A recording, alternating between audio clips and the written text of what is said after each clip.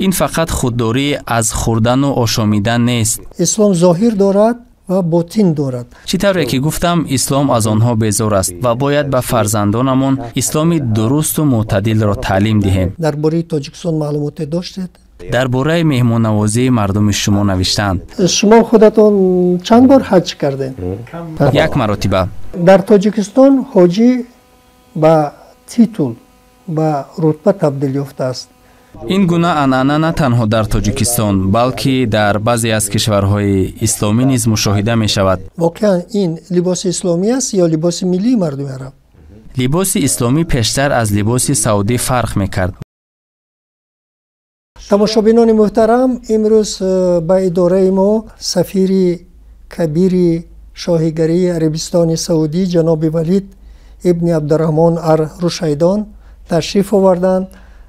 ما ایشان را خیر مقدم میگوییم و باعث خوشنودی هست که جناب سفیر در روزهای اول ماه شریف رمضان به اداره ما آمدند. ما امیدوار هستیم که صحبت ما برای مردم مسلمان تاجیکستان، آنهایی که تا امروز تشنه صحبت ایشان بودند و سوالهای زیاد هم به ما ارسال داشته بودند که با آنها ما پاسخ آماده سازیم، جواب میدهند.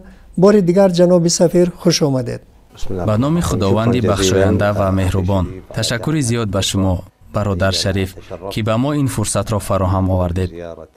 واقعا برای من شرف است که از مدیا گروه اویلا بازدید به عمل آورم. از این گروه سابقه دار که نزدیک به 30 سال در بخش اطلاعات فعالیت دارد. همچنین این بازدید به روزهای اولی ماه شریف رمضان راست آمد. به این مناسبت پیش از همه رهبریت عالی محترم امام علی رحمان، تمام مسئولین حکومت و مردمی به ما برادر تاجیکستان، تمام کارمندان این مدیا گروه سابقه دار را تبریک میکنم. جناب سفیر، برای من دوچند باعث خرسندی است که شما روزنامه‌نگار هستید، در رشته روزنامه‌نگاری تحصیل کردید. اگر خوب می بود چند سخنی درباره همین سمت فعالیت شما معلومات میدادید. روزنامه‌نگاری کسب من نیست بلکه آن اختصاص است. من شکر خدا ختم کننده دانشگاه اسلامی به نام امام محمد ابن سعود در اریاز با اختصاص روزنامه‌نگاری و رابطه‌های عمومی هستم. بعد ختم دانشگاه یک مدت در این جاده کار کردم. سپس به وزارت کارهای خارجی شاهیگری عربستان سعودی به کار آمدم تا دیپلمات باشم. زینه به زینه بالا رفتم تا به مقام سفیر خادم حرمین شریفین شاه سلمان ابن عبدالعزیز آل سعود در جمهوری تاجیکستان رسیدم. جناب سفیر، شما آگاهی دارید که همتای تاجیکستانی شما در عربستان سعودی، سابق سفیر تاجیکستان در عربستان سعودی زرابالدین قاسمی نیز ژورنالیست بود. خبر دارم آن کس از شخصیت ها و مسئولین جمهوری تاجیکستان برادر می باشند که در خارجه خدمت کشورشان را ادا کردند و آن کس تجربه کاری در عربستان سعودی اندوختند.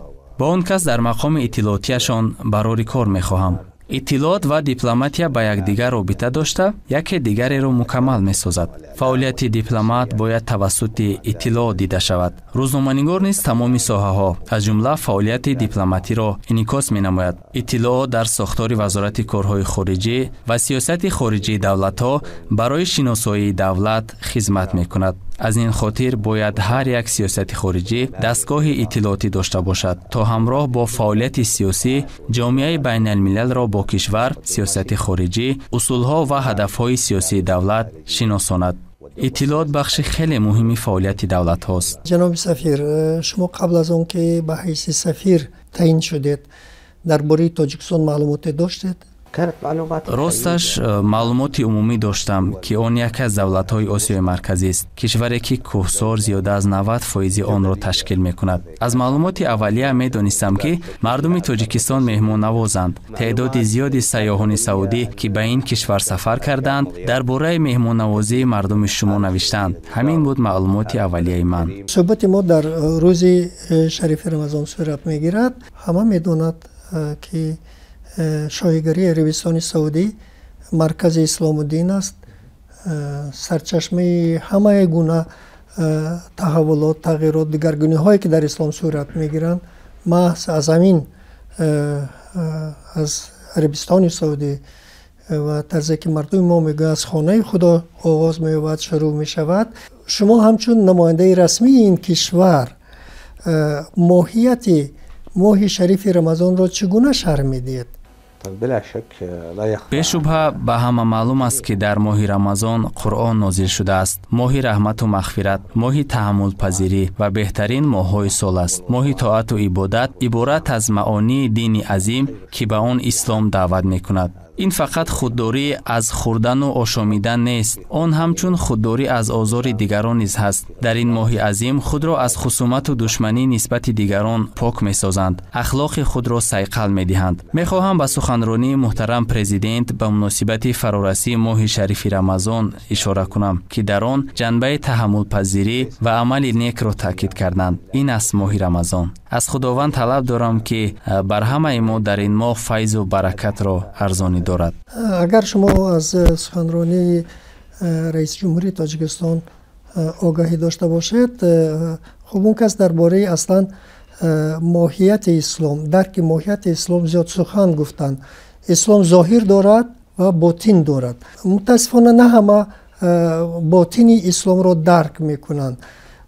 امروز یک حالت شده است که بسیار جوانان ما، جوانان تاجیک را به کوشش میکنن به گروه های افراطگرا شامل سازند و آنها عملهای ناشایسته که خلاف اسلام هست عملی میسازند که این به شأن و شرف اسلام و ماهیت اسلام تاثیر منفی میرساند. چی باید کرد که همین پدیده نامطلوب منفی پیش راهش گرفته شود؟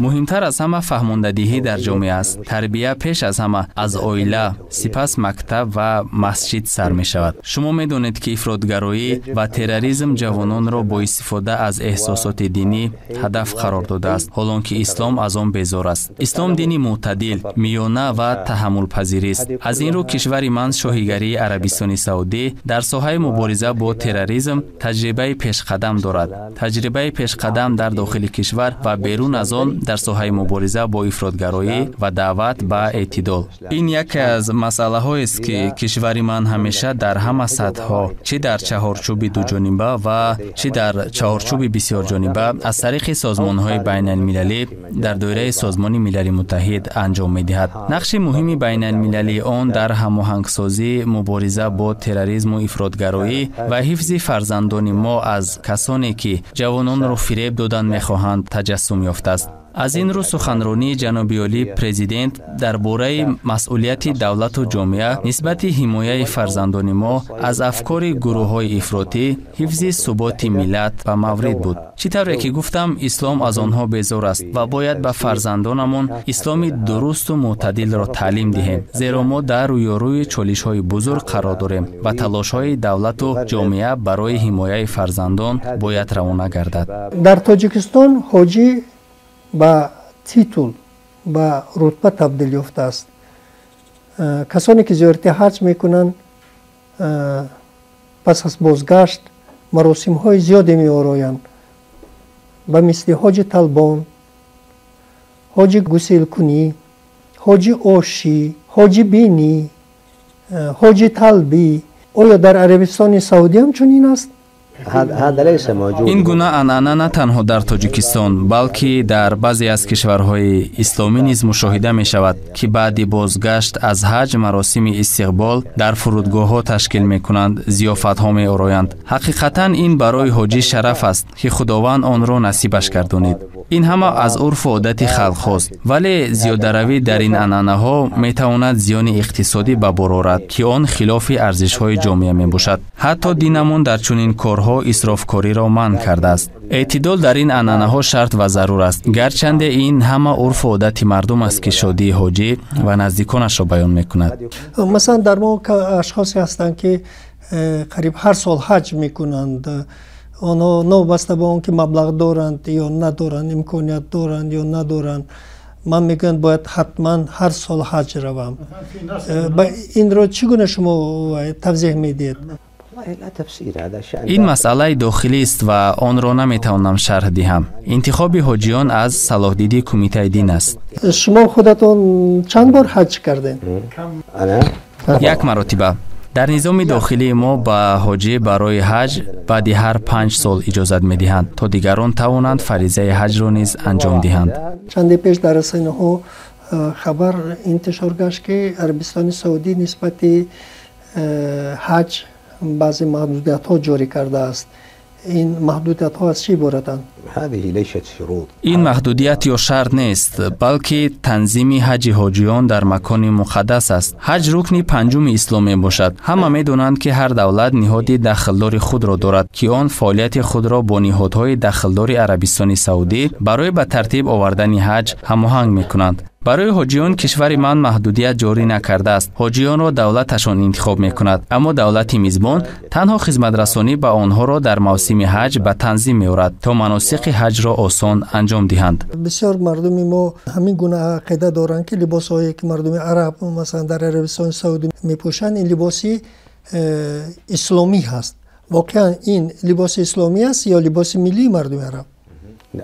لباس ملی است. نامش لباس عنعنوی سعودی. لباس اسلامی پیشتر از لباس سعودی فرق میکرد، ولی این لباس سعودی است که از نیاگانمان از دوره تأسیس شاهیگری عربستان سعودی این جانب میپوشیم و آن کرته دراز، رویمال و سربند موینه با شکل‌های مختلف. جناب سفیر، و بسیار مردم ما معلومات ندارد که چند درصد ساکنان عربستان سعودی مردم تهجایی هستند و چند درصد آنها مردم مهاجر. طبق آمار اخیر اهالی عربستان سعودی از 30 میلیون بیشتر است. از تاجیکستان هم مهاجران منطقه هستند؟ تقریباً 400-500 نفر. ما توسط جلسه های بین حکومتی دو جانبه کوشش داریم با تشکیل دوره های آموزشی شرایط کاری شهروندان تاجیکستان را فراهم آوریم. وقت‌های آخر شرکت های سعودی کلان در شاهیگری برای بستن قرارداد مهنتی با تاجیکستان برادر توجه ظاهر کردند، خصوصاً در ساحه ساختمان. خدا خواهد در آینده شماره مهاجران مهنتی از تاجیکستان در هماهنگی با وزارت مهنت، مهاجرت و شغل اهالی افزایش خواهد یافت. جناب سفیر، اگر چند سخن درباره همکاری‌ها میان عربستان سعودی و تاجیکستان میگفتید؟ بله، با کمال ممنونیت. حالا همکاری‌ها و مناسبت‌های دو جانبه دو کشور برادر شاهیگری عربستان سعودی و جمهوری تاجیکستان شاهدی همکاری‌های برجسته در تمام سطح‌ها میباشد. جلسه سوم کمیسیون مشترک بین حکومتی ماه دکمبر سال 2022 در پایتخت تاجیکستان برگزار شد و حالا آمادگی برای برگزاری دور چهارم این کمیسیون بین حکومتی مشترک در شهر الریاض، پایتخت شاهیگری عربستان سعودی جریان دارد. لایحه سازشنامه‌های زیاد در سمت‌های گوناگون برای امضا آماده شدند. بعضی دیگر مورد آموزش قرار دارند. در سطح گسترش همکاری‌ها در ساحه‌های علم و معارف نیز هماهنگی وجود دارد. علاوه بر دور مشورت‌های سیاسی که در اینجا در دوشنبه برگزار شد و دور دیگر در الریاض برگزار می‌شود، کار در این سمت‌های همکاری از خواهش مشترک رهبریت دو کشور، دستورهای رهبریت و شاهیگری عربستان سعودی، اینچنین من در اینجا دستورهای رهبریت جمهوری تاجیکستان را برای تحکیم همکاری و پیشرفت در سمت نائل شدن به همکاری بر نفع دو کشور و ملت برادر احساس کردم. این زمان چند نفر مبلغ‌گذاران عربستان سعودی در تاجیکستان فعالیت دارند؟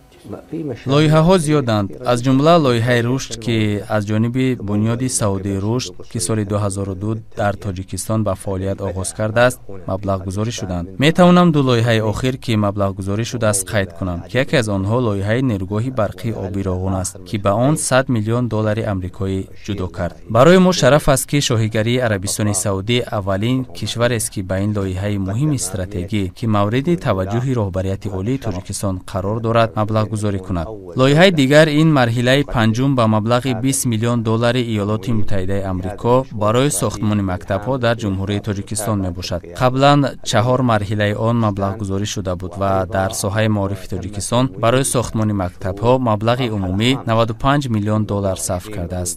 ҳамин тариқ маблағи умумӣ пешниҳодкардаи бунёди Саудии рушд то имрӯз тақрибан $300 миллион амрикоиро ташкил медиҳад. ин дар бораи бунёди Саудии рушди Арабистони Саудӣ аст. ҳамчунин лоиҳаҳои башардӯстонае ҳастанд ки тавассути маркази имдод ва кӯмакҳои башардӯстонаи Шоҳ Салмон анҷом дода шуданд, монанди лоиҳаи сабадҳои озуқаворӣ дар моҳи шарифи Рамазон. солҳои қаблӣ мо сабадҳои озуқаворӣ тақсим кардем ва имсол ба миқдори 7427 сабад ба маблағи $400,000 Иёлоти Муттаҳидаи Амрико барои бародаронамон дар Тоҷикистон. ҳамчунин лоиҳаҳои сарпарастии кӯдакони ятим ва лоиҳаҳои кӯмак ба Кумитаи ҳолатҳои фавқулодда ва мудофиаи гражданӣ барои корҳои соҳилмустаҳкамкунӣ, лавозимот ва таҷҳизот барои бартараф кардани офатҳои сел дар Ҷумҳурии Тоҷикистон пешниҳод шуданд.